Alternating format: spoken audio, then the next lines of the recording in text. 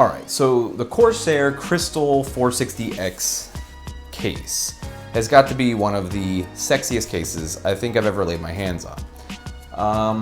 I love the tempered glass front and side panel, the steel design for the framing.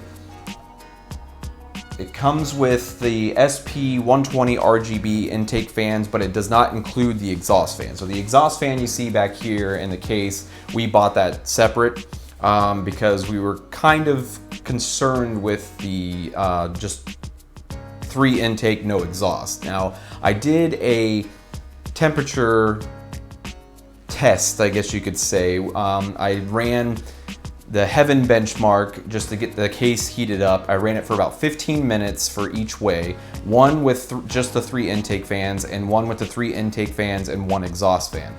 Now, I was kind of surprised by the results. There's 3 temperature probes on this motherboard, and 2 of them went slightly cooler with the exhaust fan, while 1 actually got hotter.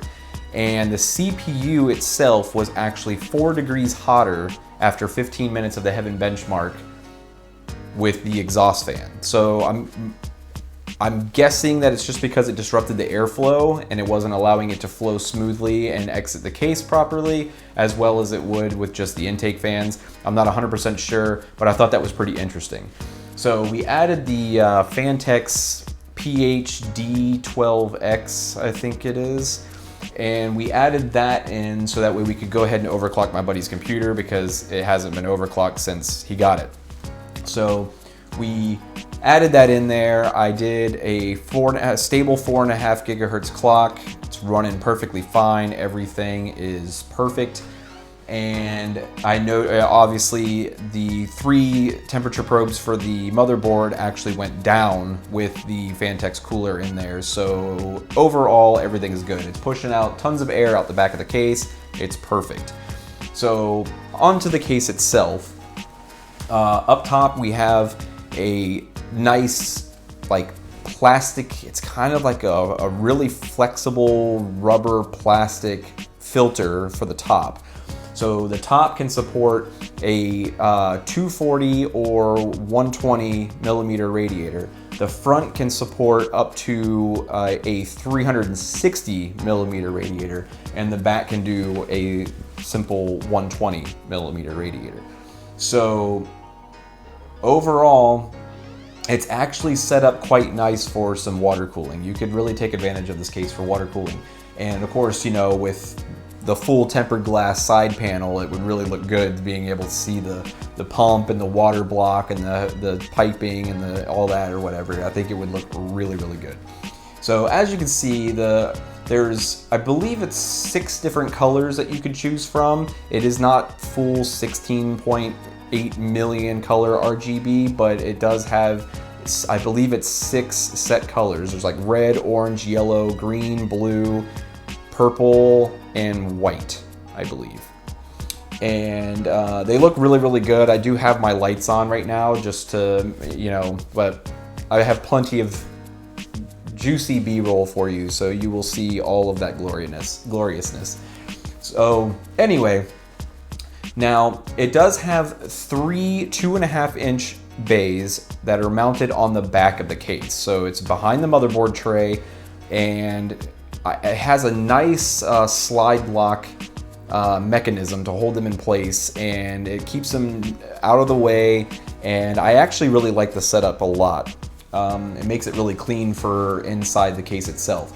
There are 2 3.5-inch drive bays down here in the bottom, which are covered up by the extended shroud over top of the PSU. So the PSU has its own shroud, and then there's an extended shroud that allows you to mount the 3.5-inch drive bays. So that's nice to have as well. Now, I did have some issues with the cabling, especially since the power supply unit that we were using is not modular. So I had some issues with getting a 90-degree bend coming off of the power supply because of the 3.5-inch drive bay, the way that it sits. it comes, I mean, it butts right up next to the power supply. So the cabling has to make a 90-degree and come out of a small square, probably about 2.5 inch across square. And then that's where your wiring comes out to where you can feed it in through the nice rubber grommets that just about every case that has cable management has now. So that was kind of a pain. So what I ended up doing is, it's nice that they actually included this. The drive bay can actually be unscrewed from the back, and it can actually slide forward about an inch, inch and a half. And then it has pre-drilled holes so you can slide it forward or back for if you have a longer or larger power supply that is longer and not as short as the one that we were using. So overall, they thought about that. So that's really nice on Corsair's part. I'm glad that they did that. Cable management was a little tricky. I had to come up with some little things and the way to run the wires and everything. The lighting wires for the fans, they're separate. So the wires to power and control the lighting is a separate wire than the power. So the power cable wires weren't run, they were just kind of bound up and zip tied or twist tied. So I had to run those, try to make it as clean as I possibly could, which I feel like I did a pretty damn good job. And it actually runs back to a controller, which I will show you, but it has a controller on the back, which I guess would come if you're putting these fans into a case that's not this case. So it has its own controller that basically mimics exactly what the top panel controller does. So I thought that was kind of interesting. It's mounted back here in the back, and then it goes down to a hub. So you can actually, it has the 3 fans that come with it, and it has an additional spot for an additional 3 fans to connect to the lighting hub. So the lighting controller can actually take an extra 3 fans. So we added 1 fan, so now he has 2 slots left over if he wanted to add more of the RGB fans to the top or whatever it is that he wanted to do. So the back has 7 expansion slots. It has a spot for a 120mm fan, and it has the nice little slits in it so you can slide the fan up or down to get it out of the way of anything that you might have that might interfere with it up in the top. So you can slide it up or down about 2 inches, I would say. You could slide the fan up and down. So that was a really nice addition, but most cases have that nowadays. And but overall, I would have to say it's a beautiful case. It's probably about as compact as you can get for a standard ATX mid-tower. I mean, I don't really know how you could shrink it anymore, but you can fit a standard, just about any graphics card in here. So don't think that it's like, it's skimped out so much on the size that there's no room for anything, because there's actually plenty of room for everything, which is really nice. The top I/O, it has the power reset, it has a mic input, a headphone input, it has 2 3.0 USB 3.0s in the front, and then it has the 3 controllers for the lights. You have one that controls the pattern for the lights. Like right now I just kind of have it where it's cycling through, and then it will do like a little strobe. The second one is the speed light, so you can set how fast you want it to strobe. And then the other one is the color. So if you switch it to where it doesn't cycle through the colors, you can set a static color. So if you just wanted it to be red, you can make it red. If you want it to be blue, it'll be blue. And it'll control every single RGB fan that you have connected to that hub. So that's really nice. But there was a couple issues that I had with it. It's the bolt design to keep the tempered glass panel on is pretty typical with most of the cases that have tempered side panels, but they're a little bit of a pain. I mean, it's obviously not as quick as removing a standard panel or side panel or whatever, so it does take some time, but hopefully you won't be having to open it often. And the one thing that I have to say, though, as a knock on Corsair is it's a $140, $145, whatever it is, dollar case, USD anyway, and you couldn't include captive screws on the other panel back here? I mean, really? Really? I mean, how hard is it to add that little tiny clip onto the thing to where you don't lose the screw when you take the panel off. I mean, come on, Corsair. So it has a nice filter here in the front. They are filtered for the fans. There's a nice gap in between here. I mean, I could stick my fingers in with no problem. I'd say it's probably about an inch.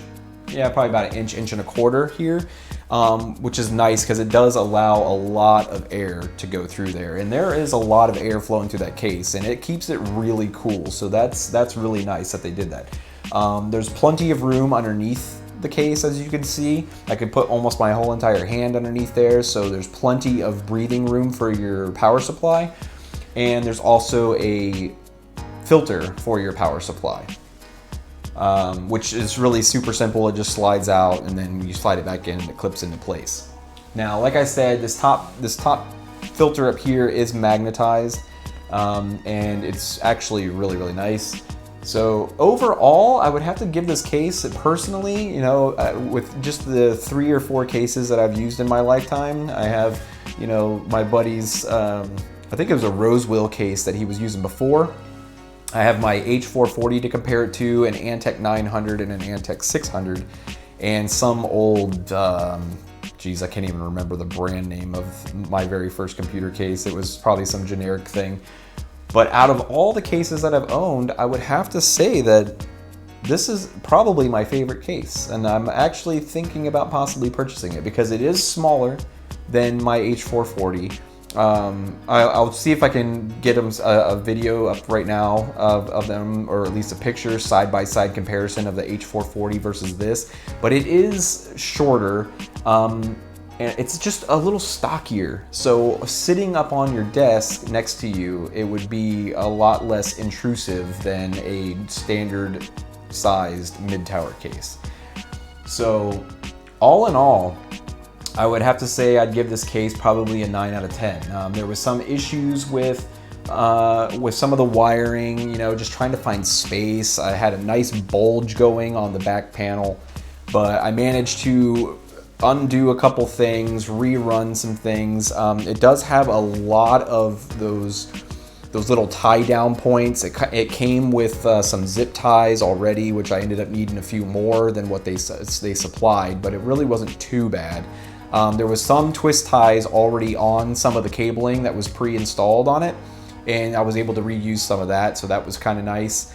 But there's a lot of anchor points for running cables, so that's good. They're especially up above the CPU and everything on the back side, which I barely took advantage of, which I probably could have, but some of the cabling wasn't quite long enough for me to be able to do that. So if your cabling is a little bit longer and you have some excess, like say like if you do one of those cable mod extenders, so your cables look really, really nice and match the rest of your case, and you have all that extra cabling, then you should be, you should be able to take advantage of those anchor points. As far as the Psu Shroud, I thought that was a nice addition, which most cases have now. So you're able to kind of pile up a lot of the junk in there, like a lot of the excess cabling, which is what I ended up doing for a lot of the cable. So overall, I'd say a 9 out of 10. I think Corsair did an amazing job on this case, and it's definitely on my list of things that I want to buy because I've been wanting to swap out my case because of just some airflow issues that I'm having. And I think this, with a front-mounted radiator or even a top-mounted 280 rad, I think it would be an extremely nice case to have. The fans aren't too loud. They're actually relatively quiet. I think my fans in my H440 are slightly quieter, but I think that case obviously is more designed for attempting to be quiet with all the sound deadening material, which this is not. So anyway, thank you for watching the video. Please like and subscribe if you enjoyed this video. It keeps me going, honestly. I'm glad to see my subscriber count is still climbing. And if you were looking at buying this case, I can definitely tell you that it is worth it. And it is definitely on my buy list. I will hopefully do whatever I can to pick up this case and swap my H440 out for it. So thank you for watching, and I will see you in the next one.